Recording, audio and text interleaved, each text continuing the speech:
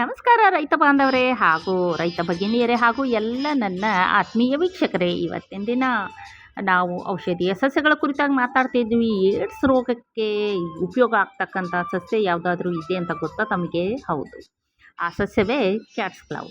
ಈ ರೀತಿ ಹೂಗಳು ಕಾಣುತ್ತೆ, ತಾವು ನೋಡ್ಕೊಳ್ಬೋದು. ಈ ರೀತಿ ಹೂಗಳಿರುವಂತಹ ಸಸ್ಯ ಇದು ಕೆಲವೊಂದು ಬಾರಿ ಗಾರ್ಡನ್ಗಳಲ್ಲಿ, ಹೊಲಗಳಲ್ಲಿ, ಗದ್ದೆಗಳಲ್ಲಿ, ಮನೆ ಪಾಟ್ಗಳಲ್ಲಿ ಕೂಡ ಹಾಕೊಳ್ತಾರೆ. ಚೆನ್ನಾಗಿ ಕಾಣಿಸುತ್ತೆ. ಯಾಕೆ ಕೌಸ್ ಅಂತಾರೆ ಅಂತ ಹೇಳಿದ್ರೆ, ಇಲ್ಲಿ ನೋಡಿ, ಉಗುರುಗಳ ಥರ ಮುಳ್ಳಿರುತ್ತೆ.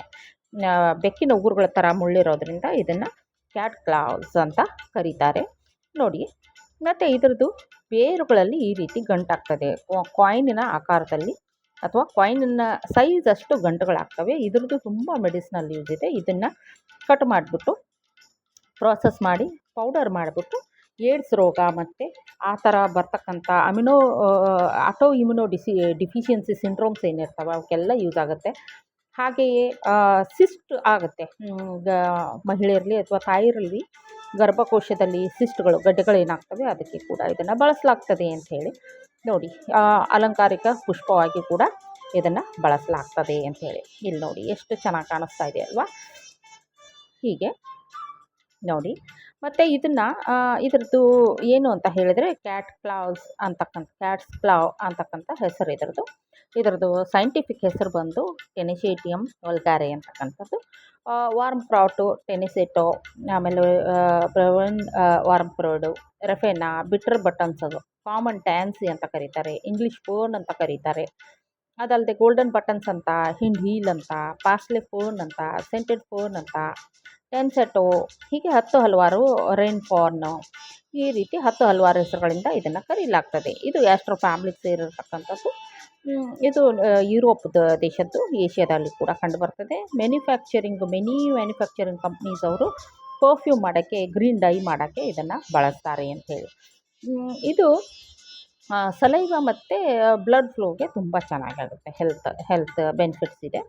ಇದಲ್ಲದೆ ಬ್ಯಾಕ್ಟೀರಿಯಲ್ ಇನ್ಫೆಕ್ಷನ್ಗೆ ಮತ್ತು ಹೊಟ್ಟೆಯಲ್ಲಿ ಏನಾದರೂ ಇನ್ಫ್ಲಮೇಷನ್ ಬಂದಿದ್ದರೆ, ವೈರಲ್ ಡಿಸೀಸಸ್ಗೆ, ಆಮೇಲೆ ಜಂತುಗಳೇನಾದರೂ ಆಗಿದ್ದರೆ ಹೊಟ್ಟೆಯಲ್ಲಿ, ಅದಕ್ಕೆಲ್ಲ ತುಂಬ ಉಪಯೋಗ ಆಗ್ತದೆ ಅಂತಕ್ಕಂಥದ್ದನ್ನು ಹೇಳ್ತಾ ನೋಡಿ.